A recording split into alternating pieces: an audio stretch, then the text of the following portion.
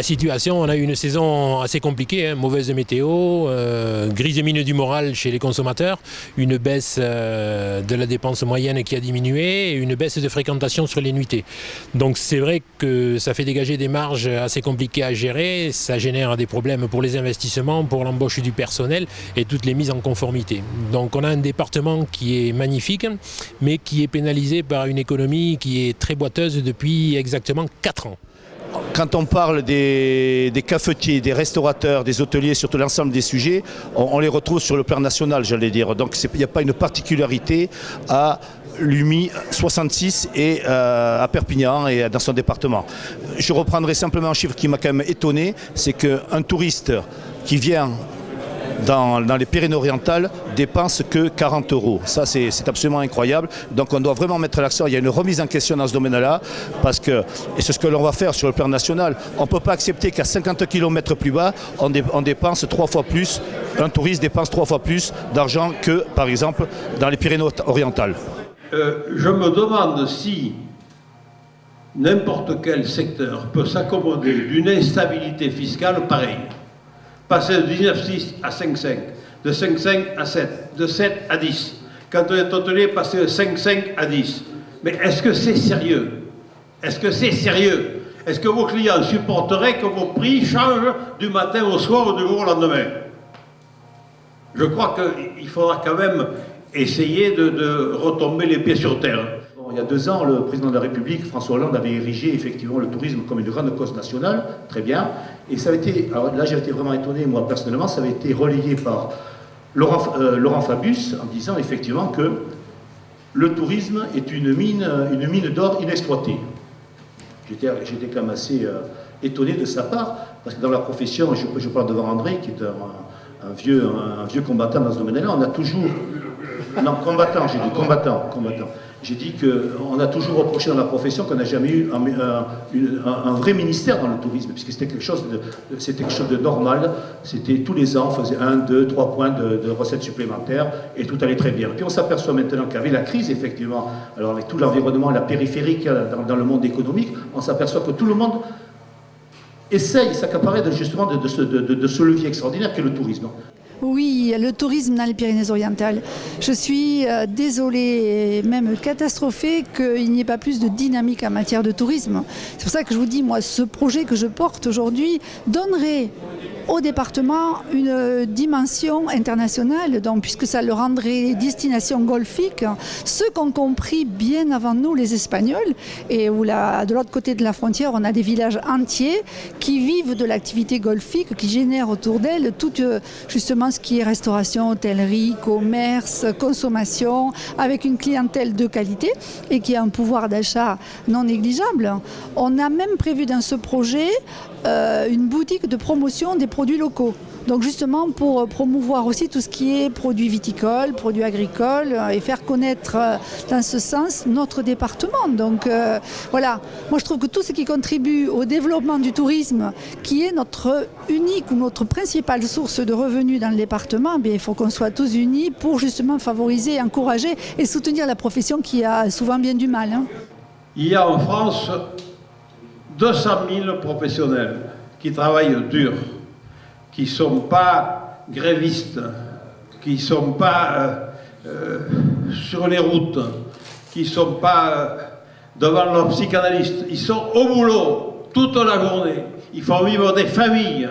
Et ces gens-là ont l'impression qu'on ne les connaît pas. Je n'ai pas dit qu'on les méprise, c'est pire. On ne les connaît pas. Il y a là, les fantassins du tourisme sont là et j'ai l'impression qu'on ne sait pas bien de qui il s'agit. Bien sûr, quand on le connaît, on dit « Oh, celui-là, il est bon. » Quand il veut, c'est bon chez lui. « Ah, celui-là, c'est dommage, il picole un peu. Celui-là, oh, sa femme, n'en parlons pas. » Et merde! Non, pas ça! Nous sommes aussi respectables que n'importe qui, de la fonction publique ou des professions libérales. Et là, je vous assure que si ça doit continuer sur ce ton, vous allez tomber, je ne dis pas vous allez tomber. Ceux qui pensent comme ça vont tomber de haut. On ne peut pas mépriser toute une fraction de population qui travaille dur. Rien ne m'empêchera de penser que ces temps-ci, on se retrouve dans la même position la haute fonction publique par rapport au peuple, c'est comme le clergé par rapport au peuple à la fin du Moyen-Âge. Et ça a fini à la guillotine. Je trouve que ce sont des professions admirables. Moi, je me suis beaucoup battue quand j'étais députée pour tout ce qui était hôtellerie, restauration, tourisme. Et on porte d'ailleurs un projet sur Villeneuve-de-la-Raho, un projet de golf international, avec la création d'un hôtel 4 étoiles, d'une résidence hôtelière, de 2 restaurants. Donc je pense que tous les maires et tous les députés, tous les parlementaires aussi doivent s'unir pour qu'on favorise cette activité qui sera l'activité salvatrice de notre département. On ne peut pas compter sur l'industrie. L'agriculture est difficile dans notre département. Donc le tourisme est la voie royale et celle qu'on doit promouvoir et donc justement encourager tous les professionnels du tourisme. Et c'est pour ça qu'aujourd'hui accueillir cette assemblée générale dans nos murs, pour moi c'est quelque chose de très important. Je crois que vraiment le tourisme et ce que nous sommes méritent qu'on s'occupe d'eux. Qu'on s'en occupe autrement que par des contrôles, autrement que par des taxes, avec peut-être une confiance qu'on leur accorderait en disant après tout, ces gens travaillent, ils méritent peut-être qu'on arrête de les rôtir sur toutes les coutures. 30 taxes en 10 ans, c'est beaucoup. D'autant plus qu'eux-mêmes ne s'en sont pas aperçus. 30 taxes en 10 ans, peu d'entre vous savent qu'il y a eu 30 taxes de plus en 10 ans. C'est vous dire notre compétence. Mais on n'est pas compétent sur le papier, on est compétent à la cuisine et dans la salle et à l'hôtel. Voilà. Vous avez compris que je ne me fais aucune illusion sur ce que vous êtes, mais je vous aime tous, c'est pour ça que je vous parle de manière aussi violente, en vous disant que vous êtes certainement ingouvernable, insupportable, mais indispensable à l'économie de ce pays. On nous demande d'investir, d'embellir, de moderniser nos établissements. Mais là, pour nous redonner les moyens de réaliser cela, il faut une politique de tourisme courageuse, c'est-à-dire une baisse des charges impérative, sonnante et trébuchante pour nos petites entreprises. Nous ne sommes pas les entreprises du CAC 40. Nous employons des salariés, nous formons des apprentis. Nous sommes une profession de transmission, d'accueil. Nos établissements sont des lieux de vie. Nos politiques ont tendance à l'oublier. Nos établissements sont des lieux de vie. Il y a énormément de choses qui se passent dans nos établissements. Des rencontres, des repas d'affaires, des mariages, des baptêmes, ou tout simplement un moment de détente, de plaisir, de partage. Nous n'avons plus les moyens, ou les moyens se réduisent. La formule est simple. Les taxes et les charges tuent nos entreprises. Et je dirais à nos dirigeants, arrêtez de nous faire à la caisse et le fond des poches. Ce sont nos petites entreprises qui font tourner l'économie du pays. Et nous, les Pyrénées-Orientales, un département très rural, très étendu, nos établissements contribuent à l'économie des petits villages, des petites vallées.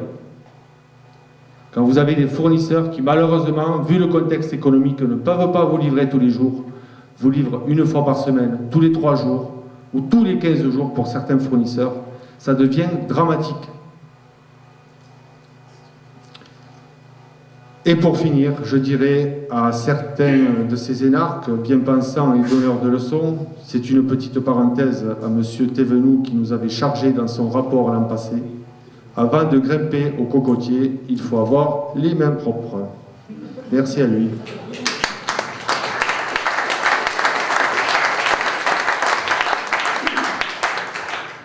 Le fait maison, rendez-vous dans un an, c'est terminé, on le supporte, mais on ne le pousse pas derrière, ça ne sert absolument à rien. Hein, c'est fait individuel, c'est un décret qui est sur un plat, à la limite, enfin je veux dire, ça ne sert à rien. Et puis derrière, vous avez vu comment la restauration traditionnelle a perdu du terrain par rapport à la restauration industrielle. Je ne polémique pas, ni l'un contre l'autre, mais on sait que c'est la première année où la restauration industrielle a pris du marché. Elle est à 55% du marché général de la restauration. Ça veut dire qu'on met toujours en avant, regardez les médias, on parle toujours que de cuisine, de grands chefs, ceci, cela. Et tous les ans, on perd des marchés, au détriment de l'industrie. Parce que s'il y a un problème de comportement, bon, il faut qu'on s'y habitue, il faut qu'on invente des choses. Mais pourquoi tout simplement, en France, on ne mettrait pas un coup de balai dans tout ça, on se mettrait en place avec, le problème politique, je le connais, entre les chambres de commerce et les chambres de métier, et effectivement, on ne marierait pas tout ça, on trouverait, avec une double casquette, enfin peu importe, on ferait ressortir les cuisines où il y a un cuisinier, où il y a une brigade, où il y a un savoir-faire, où il y a de l'alternance, où il y a de l'apprentissage, où il y a de l'accueil, où on vous aime, on vous regarde parce qu'on vous respecte, où on respecte les produits. Voilà. Le client aujourd'hui, tout ça c'est pour le consommateur, il est perdu le consommateur. Monsieur Siri, il ne comprend plus rien le consommateur. Entre le fait maison, le maître restaurateur, et il ne comprend plus rien. Et tous les labels de département, de région, de territoire, il ne comprend plus rien. Donc voilà, à un moment donné, il faut lui dire, écoutez, vous poussez cette porte, là vous êtes dans une restauration industrielle, de qualité peut-être industrielle. Ça veut dire quoi? Ça veut dire que le chef s'appelle ciseau. Il met la température, fini, le produit il est bon. Et en face, vous avez des hommes. Vous avez des hommes qui créent, il y a de l'emploi. Il y a tout ce que vous défendez très bien, M. Siré. Vous en parlez très bien. C'est ça qui est important. Il faut différencier ces deux secteurs. Parce qu'un, je le dis fortement, crée de l'emploi, l'autre beaucoup moins. Le maître restaurateur, c'est ma loi. Quand j'ai fait ma loi, si vous voulez, ma loi, c'est pas une loi. J'ai mis ma loi, c'est celle-là que je vous ai dit. La loi, c'est là, ça a été un amendement que j'ai pu mettre. Mais vous avez vu comment on l'a transformé. À partir des produits bruts de qualité, on a mis un tas de trucs dedans, avec les lobbies qui sont allés pleurer au ministère en disant qu'ils allaient faire faillite, etc.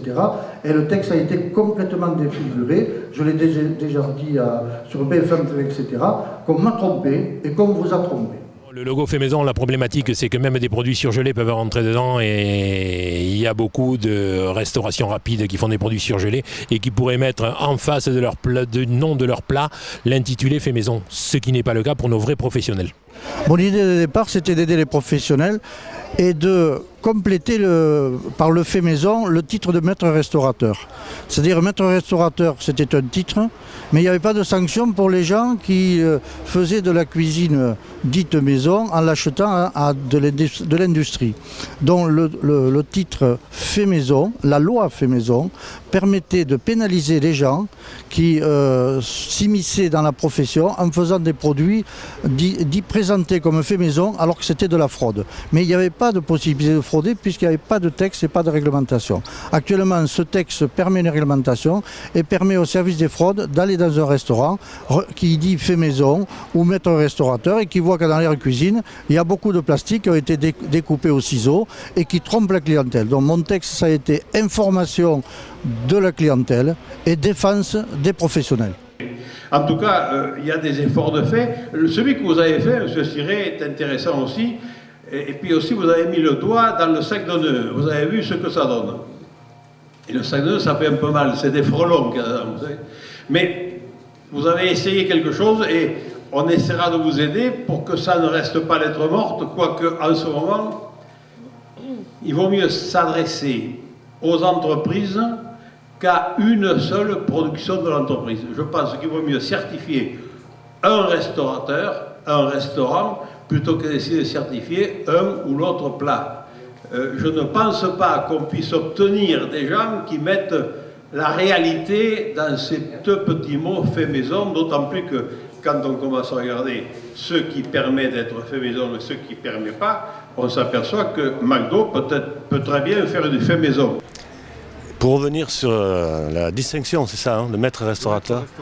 Je suis fier pour mes équipes, pas simplement pour moi, pour mes équipes, parce que j'ai la chance d'avoir des équipes qui sont là depuis des années, qui ont fait l'ouverture, je peux citer l'établissement, oui, bien sûr. Oui, qui ont fait l'ouverture du Café Vienne à 21 ans, et c'est quand on me l'a remise, je les ai pris avec moi en leur disant c'est pas pour moi, c'est pour vous, voilà. Parce que j'ai la chance d'avoir des hommes qui ont encore envie de travailler. Malgré que ce gouvernement nous a enlevé la défiscalisation des heures supplémentaires, ce qui a été un coût aussi sur les salaires pour eux, même si j'ai essayé de les compenser un peu.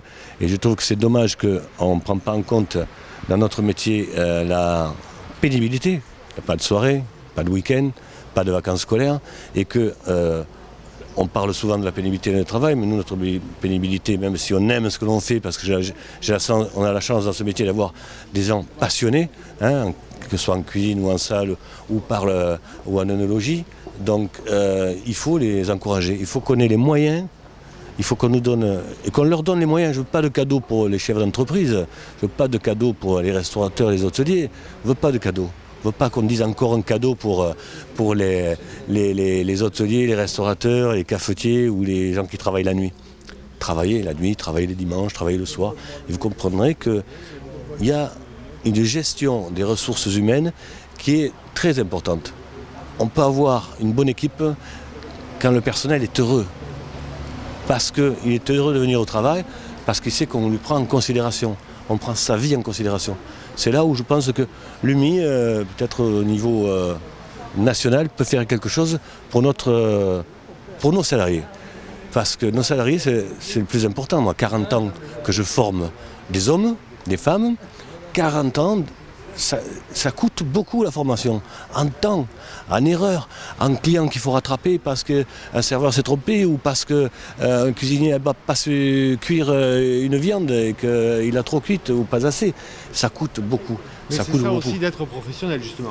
Oui, mais le métier d'hôtelier-restaurateur, c'est un métier où il faut se remettre en question en permanence. Tous les jours, chaque service, à chaque table et à chaque assiette.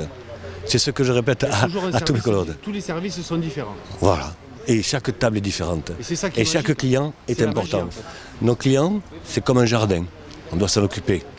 Il y a des arbres, il faut les élaguer. D'autres, il faut mettre de l'engrais. D'autres, il faut les arroser plus que les autres. Et puis, chaque jour, il faut planter de nouveaux arbres. Les nouveaux arbres, c'est de nouveaux clients. Voilà. Et ce que j'ai dit ce que vous avez dit tout à l'heure, il y a c'est ce que je dis à toutes mes équipes. Quand j'ai fini un briefing de fin de réunion pour expliquer le plat du jour, le vin du jour, ou l'entrée du jour, le dessert du jour à mes salariés, je leur finis par leur dire, ce qui compte maintenant, c'est les 3 A. Accueil, accueil et accueil. Les maîtres restaurateurs, c'est une marque de qualité pour la restauration, pour la formation, pour l'accueil aussi des nombreux visiteurs qui viennent chaque année dans notre département, parce qu'il y a un chiffre qui m'a frappé. Les Pyrénées-Orientales accueillent chaque année 8 millions de visiteurs. Donc c'est dire aussi la responsabilité pour les acteurs du territoire et en particulier ceux qui sont en prise directe avec le tourisme. Donc ce soir, je souhaitais vraiment leur dire aussi la reconnaissance de l'État pour leur investissement dans cette démarche de qualité. Moi, j'estime que j'ai une mission à remplir et dans les priorités, je l'ai dit un peu à mon arrivée, la première des priorités, c'est l'emploi et donc être en capacité d'accompagner les chefs d'entreprise que sont aussi les représentants de l'UMI, les restaurateurs, les commerçants, etc. Les accompagner dans leurs difficultés, parce qu'une entreprise, ça a des hauts et des bas, et dans leur développement également. Et puis, construire avec eux une relation de confiance, parce que s'ils ont confiance, ils viendront nous parler beaucoup plus facilement de leurs difficultés. Ça peut être des difficultés d'ordre administratif aussi, ça peut être des sujets à faire remonter au niveau national. On a déjà eu une première séance que je qualifierais avec l'UMI de séance de travail, où j'ai demandé des compléments d'information sur des dispositifs, sur les sujets spécifiques des Pyrénées-Orientales, des sujets que je ne connaissais pas forcément, parce que c'est la première fois que je suis en poste dans un département où il y a des sujets concernant le littoral, il y a des sujets concernant la réglementation par rapport aux restaurateurs de plage, des dates d'ouverture, voilà. Donc il y a des sujets quand même spécifiques et donc ces rencontres me permettent effectivement de mieux les appréhender et de mieux voir comment je peux intervenir à la fois au niveau local mais aussi faire remonter les difficultés au plan national.